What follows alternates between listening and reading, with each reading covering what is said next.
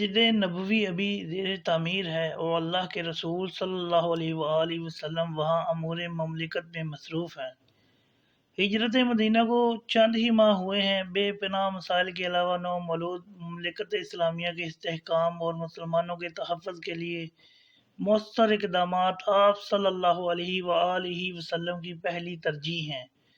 اچانک ایک باوقار خاتون اپنے 10 سالہ بچے کے ساتھ بارگاہ رسالت میں حاضری کی طلبگار ہوتی ہیں اور اجازت ملنے پر آگے آ کر عرض کرتی ہیں، یا رسول اللہ صلی اللہ علیہ وآلہ وسلم، یہ میرا لخت جگر انس ہے۔ میری آرزو ہے کہ آپ صلی اللہ علیہ وآلہ وسلم انہیں اپنی غلامی میں لے لیں اور ان کے لیے دعا فرمائیں۔ آپ صلی اللہ علیہ وآلہ وسلم ایک نظر معصوم انس پر ڈالتے ہیں اور بارگاہ خداوندی میں دعا فرماتے ہیں، یا الہی، اس کے مال و اولاد میں اضافہ اور جو کچھ اسے دے اس میں برکت عطا فرما۔ یہ صحیح بخاری سے حدیث لے گئی ہے جی۔ حدیث کا نمبر ہے جی 6379 اور 6380۔ اللہ تعالیٰ نے اپنے محبوب نبی کریم صلی اللہ علیہ وآلہ وسلم کی دعا کو شرف قبولیت بخشا۔ حضرت انس نے 100 سال عمر پائی اور ان کی اولاد اور پھر ان کے بچوں کی تعداد 100 سے زائد تھی۔ حضرت انس والدہ کی ہدایت اور نصیحت کے مطابق حضور صلی اللہ علیہ وآلہ وسلم کی خدمت میں رہنے لگے اور پھر حضور صلی اللہ علیہ وآلہ وسلم کی زندگی کے آخری لمحات تک ساتھ رہے۔ آپ صلی اللہ علیہ وآلہ وسلم ان سے بہت محبت فرماتے تھے۔ حضرت انس بیان فرماتے ہیں کہ بارہا ایسا ہوا کہ میں حضور صلی اللہ علیہ وآلہ وسلم کے کسی کام سے باہر نکلتا لیکن کھیل کود میں مصروف ہو جاتا۔ جب کافی دیر بعد گھر واپس آتا تو حضور صلی اللہ علیہ وآلہ وسلم صرف اتنا فرماتے، میرے بیٹے کہاں رہ گئے تھے، اور میں آپ صلی اللہ علیہ وآلہ وسلم کو سچ سچ بتا دیتا۔ آپ صلی اللہ علیہ وآلہ وسلم تبسم فرما کر خاموش ہو جاتے۔ خدمت کے اس 10 سالہ عرصے میں ایک لمحہ بھی ایسا نہیں آیا کہ جب آپ صلی اللہ علیہ وآلہ وسلم نے میری سرزنش کی ہو یا کبھی مجھے ڈانٹا ہو۔ حضرت انس کی عظیم والدہ کا نام سخلہ یا رملہ، لقب غمیسہ اور رمیزہ تھا، لیکن اپنی کنیت سلیم سے معروف ہوئیں۔ ابن سعد کے مطابق ان کا سلسلہ نسب یوں ہے: حضرت سلیم بنت ملحان بن خالد بن زید بن حرام بن جندب بن عامر بن غنم بن عدی بن نجار۔ ان کا انصار کے مشہور و معروف قبیلے حضرت کی شاخ بنو عدی بن نجار سے تعلق تھا اور وہ حضور صلی اللہ علیہ وآلہ وسلم کے دادا عبد المطلب کی والدہ سلمہ بنت زید کی پوتی تھی۔ اس طرح سلیم حضور صلی اللہ علیہ وآلہ وسلم کی خالہ زاد ہوئیں۔ حضرت سلیم کا پہلا نکاح بنو خزرج کے ایک نوجوان مالک بن نضر کے ساتھ ہوا، جن سے خادم رسول صلی اللہ علیہ وآلہ وسلم حضرت انس رضی اللہ تعالیٰ عنہ پیدا ہوئے۔ ابھی مدینہ منورہ میں اسلام کی کرنیں پوری طرح منور بھی نہ ہوئی تھیں کہ سلیم نے مشرفہ اسلام ہو کر انصار کی پہلی مسلم خاتون کا اعزاز حاصل کر لیا۔ ان کی شدید خواہش تھی کہ شوہر مالک بن نضر بھی اسلام قبول کر لیں، مگر وہ بار بار کے اصرار کے باوجود اپنے آبائی دین پر قائم رہے۔ صرف یہی نہیں بلکہ انہوں نے اسلام کی شدید ترین مخالفت بھی کی۔ انس نے بولنا شروع کیا تو سلیم نے انہیں کلمہ طیبہ سکھا دیا۔ معصوم انس کا اپنی توتری زبان میں کلمہ طیبہ کا ورد والد کو پسند نہ آیا۔ مذہب کے معاملے پر میاں بیوی میں اختلاف تو پہلے ہی تھا، لیکن اب بیٹے کی اسلامی تربیت نے اختلاف کی خلیج مزید گہری کر دی۔ چنانچہ مالک بیوی بچے سے ناراض ہو کر شام چلا گیا، جہاں اسے کسی دشمن نے قتل کر دیا۔ اللہ تعالیٰ نے سلیم کو صورت و سیرت کے ساتھ بہت سی صلاحیتوں سے بھی نوازا تھا۔ وہ صبر و استقلال کے ساتھ مضبوط عزائم اور قوت ارادی کی مالک تھیں۔ بیوہ ہونے کے بعد مدینہ کے کئی معززین ان سے نکاح کے خواہاں تھے، لیکن ان کا کہنا تھا کہ جب تک انس بچپن کی حدود پار کر کے فہم و شعور کی منازل طے نہیں کر لیتے، میں نکاح نہیں کروں گی۔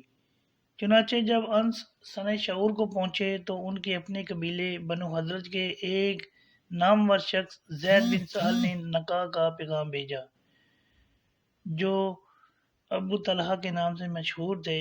سلیم ان کی نیک نامی سے تو واقف تھیں لیکن بت پرست تھے۔ ابو طلحہ کے بار بار اصرار پر ایک دن انہیں بلا بھیجا۔ جب وہ آ گئے تو بولی، ابو طلحہ، تم اچھی طرح جانتے ہو کہ میں ایک اللہ کی عبادت کرتی ہوں، جبکہ تم پتھر اور لکڑی کے بے جان بتوں کو پوجتے ہو۔ مسند احمد میں ہے کہ سلیم نے ابو طلحہ سے کہا کہ تم جانتے ہو کہ تمہارا معبود زمین سے اگی ہوئی لکڑی کا ہے جسے انسان نے اپنے ہاتھ سے تخلیق کیا ہے۔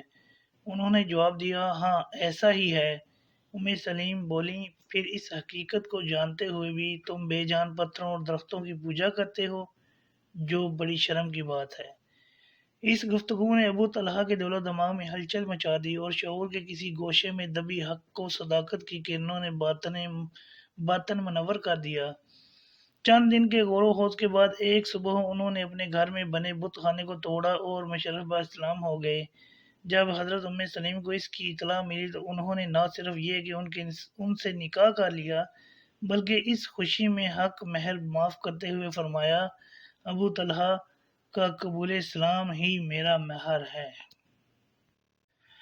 حضرت سلیم بھی دیگر مسلمان خواتین کی طرح مضبوط عزائم، پختہ ارادے اور اعلیٰ اوصاف کی مالک تھیں۔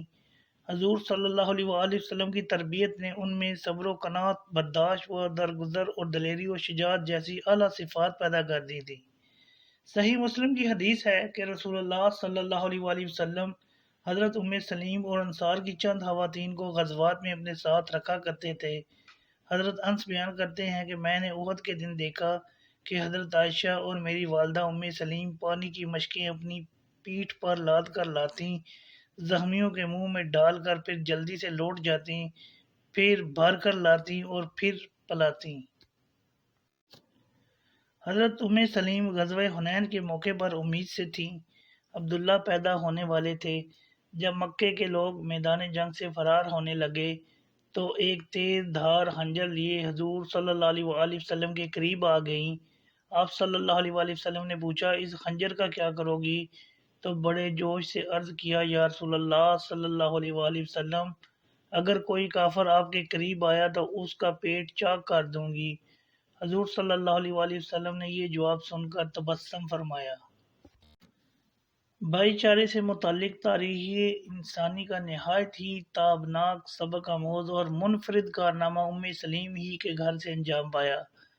حضرت انس رضی اللہ تعالیٰ عنہ فرماتے ہیں کہ اللہ کے نبی صلی اللہ علیہ وآلہ وسلم ہجرت کر کے مدینہ منورہ تشریف لائے تو آپ صلی اللہ علیہ وآلہ وسلم نے انصار و مہاجرین کو میری والدہ کے گھر میں جمع فرمایا اور ان میں آپس میں بھائی چارہ کروایا، جسے مواخات کے نام سے یاد کیا جاتا ہے۔ حضرت سلیم کے پہلے شوہر مالک بن نضر سے جلیل القدر صحابی حضرت انس بن مالک پیدا ہوئے، جبکہ دوسرے شوہر ابو طلحہ سے کئی بچے ہوئے لیکن بچپن ہی میں وفات پا گئے۔ تاہم بعض کتب کے مطابق حضرت عبداللہ صحابیت کے عظیم منصب پر فائز ہوئے اور ان کی نسل بھی چلی۔ حضرت انس بن مالک بیان کرتے ہیں کہ میری والدہ سلیم کے ہاں ابو طلحہ سے ایک بیٹا ہوا جس سے ہم سب بہت پیار کرتے تھے۔ ایک دن وہ بچہ فوت ہو گیا۔ والدہ کو بچے سے اس کی انسیت کا اندازہ تھا، لہٰذا انہوں نے بیٹے کے جسد حاقی کو غسل وغیرہ دے کر تیار کیا اور کمرے میں لٹا کر چادر ڈال دی، خود بھی بناؤ سنگار کر کے تیار ہو گئیں۔ رات کو جب ابو طلحہ گھر واپس لوٹے تو انہوں نے آتے ہی بچے کے بارے میں پوچھا۔ جواب ملا کہ آرام و سکون میں ہے۔ اس پر وہ مطمئن ہو گئے۔ کھانا وغیرہ کھا کر فارغ ہوئے اور بستر پر سونے لیٹے تو صابر و شاکر اہلیہ نے ایک عجیب سا سوال کر دیا۔ بولی، اگر کوئی آپ کے پاس اپنی امانت رکھوائے اور کچھ دن بعد واپس مانگے تو کیا کریں گے؟ ابو طلحہ نے جواب دیا، اسے فوراً واپس کر دینا چاہیے۔ بولی، اللہ نے ہمیں جو بچہ دیا تھا وہ ہم سے واپس لے لیا ہے۔ ابو طلحہ نے بچے کی تدفین کی اور خدمت اقدس میں حاضر ہو کر اکلوتے بیٹے کی وفات کا بتایا۔ رسول اللہ صلی اللہ علیہ وسلم نے دعا فرمائی کہ اللہ بہت جلد تمہیں اولاد عطا فرمائے گا چنانچہ عبداللہ پیدا ہوئے تو والد انہیں حضور صلی اللہ علیہ وآلہ وسلم کی خدمت میں لے گئے۔ آپ نے اجوا کھجور چبا کر بچے کے منہ میں ڈالی تو وہ اسے چوسنے لگا۔ آپ نے فرمایا، دیکھو انصار کو کھجور سے کیسی محبت ہے۔ رسول اللہ صلی اللہ علیہ وآلہ وسلم نے 5 ہجری میں حضرت زینب بنت جحش سے نکاح فرمایا تو ولیمے والے دن حضرت ام سلیم نے ایک برتن میں بہت سا ملیدہ بنا کر حضرت انس کے ہاتھ حضور صلی اللہ علیہ وآلہ وسلم کی خدمت میں بھیجا اور کہا کہ رسول اللہ صلی اللہ علیہ وآلہ وسلم سے عرض کرنا کہ اس ہدیے کو قبول فرما لیں۔ 7 ہجری میں غزوہ خیبر کے بعد جب نبی کریم صلی اللہ علیہ وآلہ وسلم نے حضرت صفیہ سے نکاح فرمایا تو ام سلیم ہی نے انہیں اپنے گھر میں دلہن بنا کر تیار کیا تھا۔ حضرت انس بیان کرتے ہیں کہ رسول اللہ صلی اللہ علیہ وآلہ وسلم جب ہمارے مکان پر تشریف لاتے تو ہماری والدہ آپ صلی اللہ علیہ وآلہ وسلم کے لیے چمڑے کا فرش بچھا دیتی جس پر آپ قیلولہ فرماتے۔ جب بیدار ہوتے تو میری والدہ حضور صلی اللہ علیہ وآلہ وسلم کا پسینہ اور جڑے ہوئے بال ایک شیشی میں جمع کر لیا کرتی تھی۔ صحیح بخاری میں حضرت انس سے مروی ایک واقعہ تحریر ہے۔ فرماتے ہیں کہ ایک دن ابو طلحہ نے اپنی اہلیہ ام سلیم سے کہا، آج حضور صلی اللہ علیہ وآلہ وسلم کی آواز میں ذوف اور نقاہت تھی، معلوم ہوتا ہے کہ آپ صلی اللہ علیہ وآلہ وسلم فاقے سے ہیں، اگر کچھ ہے تو کھانے کو بھیج دو۔ والدہ نے چند روٹیاں لپیٹ کر میرے کپڑے کے نیچے چھپا دیں اور مجھے رسول اللہ صلی اللہ علیہ وآلہ وسلم کی خدمت میں بھیج دیا۔ اس وقت مسجد نبوی میں آپ صلی اللہ علیہ وآلہ وسلم کے ساتھ صحابہ کرام بھی موجود تھے۔ میں سامنے جا کر کھڑا ہو گیا۔ حضور صلی اللہ علیہ وآلہ وسلم نے مجھے دیکھ کر فرمایا، انس تمہیں ابو طلحہ نے روٹیاں دے کر بھیجا ہوگا۔ میں نے عرض کیا، جی ہاں۔ آپ صلی اللہ علیہ وآلہ وسلم نے سب صحابہ سے فرمایا، چلو ابو طلحہ کے گھر چلتے ہیں۔ اس وقت تقریباً 80 صحابہ کرام موجود تھے۔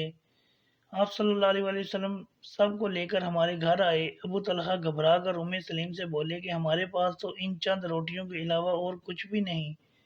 حضور صلی اللہ علیہ وآلہ وسلم گھر میں داخل ہوئے اور فرمایا، ام سلیم جو کچھ گھر میں حاضر ہے لے آؤ۔ میرے پاس جو روٹیاں تھیں والدہ نے وہ خدمت اقدس میں پیش کر دیں۔ حضور صلی اللہ علیہ وآلہ وسلم نے فرمایا، اس کا چورا کر لو۔ پھر والدہ نے اس پر گھی ڈال کر ملیدہ بنا دیا۔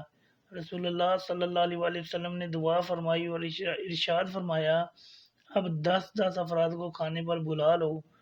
یوں صحابہ کرام آتے رہے اور خوب شکم سیر ہو کر کھانا کھاتے رہے، یہاں تک کہ تمام 80 صحابہ نے پیٹ بھر کر کھانا کھا لیا۔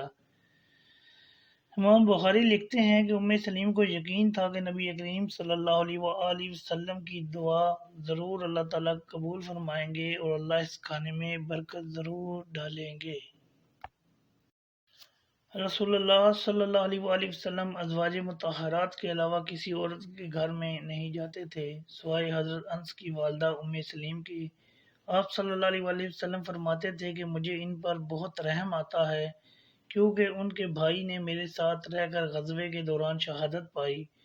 حضرت انس بیان کرتے ہیں کہ رسول اللہ صلی اللہ علیہ وآلہ وسلم نے ارشاد فرمایا کہ جب میں جنت میں گیا تو وہاں آہٹ کسی چلنے کی آواز پائی تو پوچھا، یہ کون ہے؟ فرشتوں نے جواب دیا کہ یہ غمیسہ بنت ملحان ام سلیم ہے، انس بن مالک کی والدہ ماجدہ۔